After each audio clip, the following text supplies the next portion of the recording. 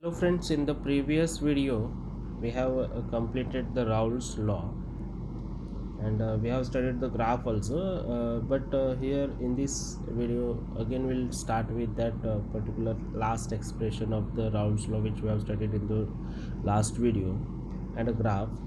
We'll just recall the graph from the Raoult's law. We have just got that the total vapor pressure of the solution is equal to P20 minus P10 x2 plus P10.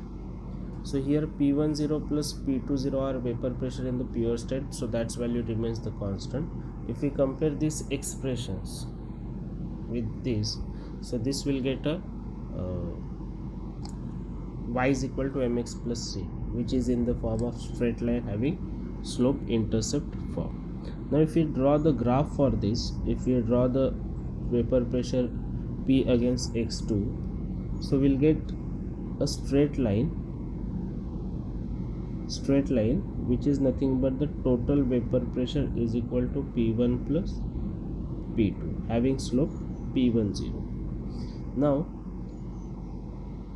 if we put x is equal to 1 or x2 is equal to 0 in this particular expression, so you'll get the P is equal to P10. So this value is nothing but the P10.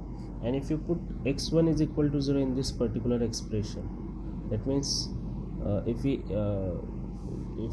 we just write down like this, P is equal to P20 minus P10 into 1 minus x1 plus P10, so P is equal to P20 minus P20 x1 minus P10 plus P10 x1 plus P10. So this will get cancelled out, and here if we put x2 is equal to 1 and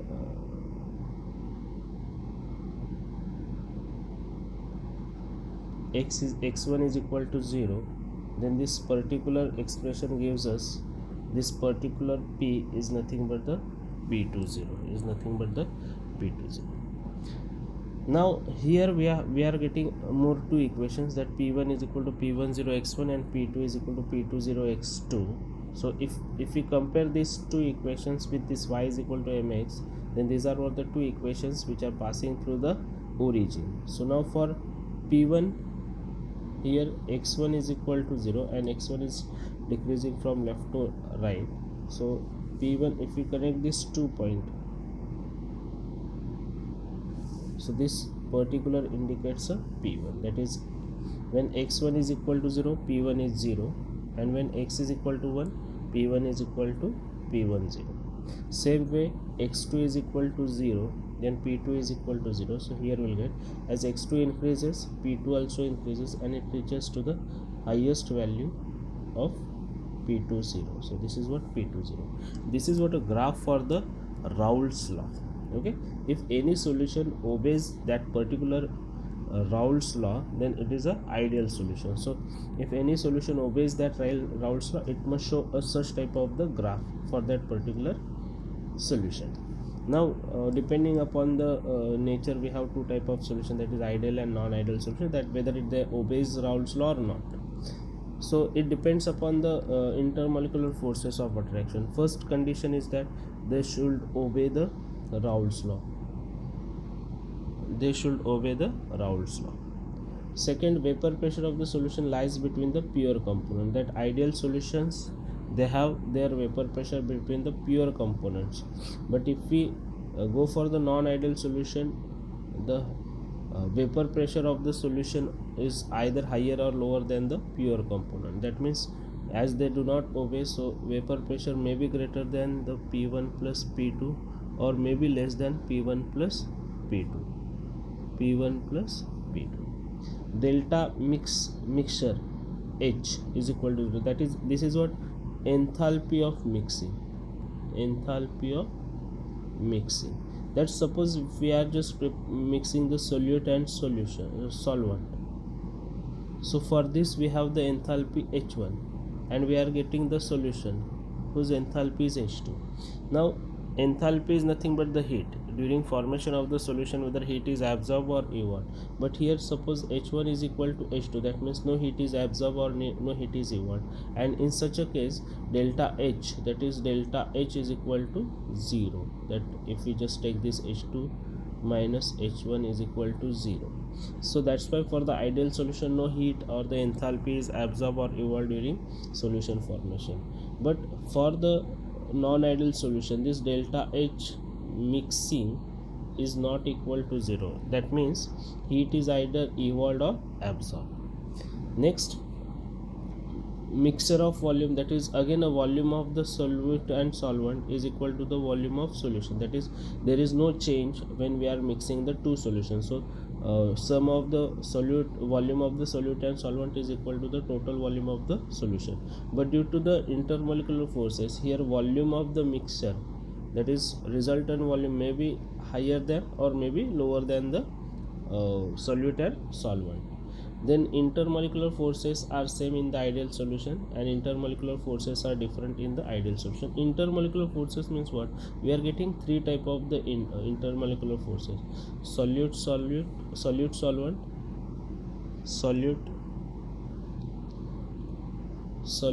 and solvent. The force of interaction between these molecules are nothing but the intermolecular forces.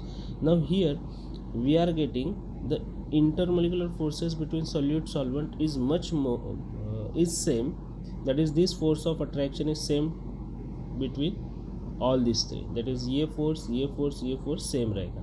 But if you move towards the non-ideal solution, this force of attraction may be greater than or lower than this solute or solvent, due to which we are getting two type of the deviations from the Raoult's law. So non-ideal solution shows two types of deviations from Raoult's law: the positive deviation and negative deviation. All these are depends upon the intermolecular force. Now here positive deviations is nothing but the deviation which shows weak intermolecular force of attraction between solute solvent. That means solute and solvent can be easily break down and solvent can be easily released. Now here due to this we are getting partial vapor pressure, that is P1 is greater than P10 x1 and P2 is greater than P20 x2, and even vapor pressure of the solution is greater than the resultant vapor pressure. That this we are getting equations which are deviations from the Raoult's law. Here in the Raoult's law we have P1 and P2 are equal, but here we'll get greater than. Here P is greater than, that is total vapor pressure of the solution is greater than P1 and P2. That's sum of this. Then delta mixing of H is also greater than 0. Mixing of volume is also greater than 0.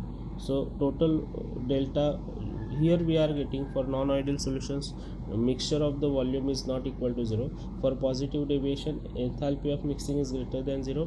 Enthalpy of volume change also greater than 0. So from this we'll get a graph for this.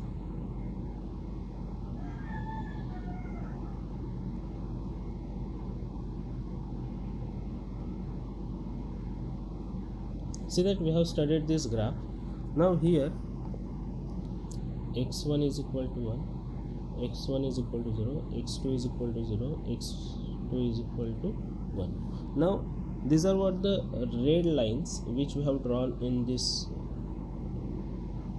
This is what P1 0, P2 0, this is our P1 and this is our P2. Now here a positive deviation, a solution shows a positive deviation, as you have seen that P is greater than P1 plus P2. That means total vapor pressure solution is greater than the sum of the vapor pressures of that partial vapor pressure of the mixtures. So here we'll get a deviation, that a curve goes above the line. This is what a blue line is, nothing but the deviation, positive deviation. Now every curve goes above of its. This blue line shows a positive deviation, that is they do not follow the Raoult's law, and that's why we are getting a curve above to the required line. Now if you move towards the negative deviation, For negative deviations, intermolecular forces are strong. So due to that, P1 is less than P10 x1, P2 is less than P20 x2. Then even P, total vapor pressure, that solute and solvent are strongly bonded with each other. Solvent cannot be released easily, so total vapor pressure of the solution is less than the required pressure. And here delta mixing of enthalpy is less than 0, and delta mixing volume is also less than 0. And the same graph we can draw for here we'll get x1 is equal to 1, x2 is equal to 0, x1 is equal to 0, x2 is equal to 0. Here we'll get the vapor pressure, here we'll get the vapor pressure. Again we have the red line is nothing but our P10, P20, which follows this. This is what P1 and this is our P2. Now as here we are getting negative deviation due to strong intermolecular force of attraction. P, total vapor pressure of the solution, is less than the P1 plus P2.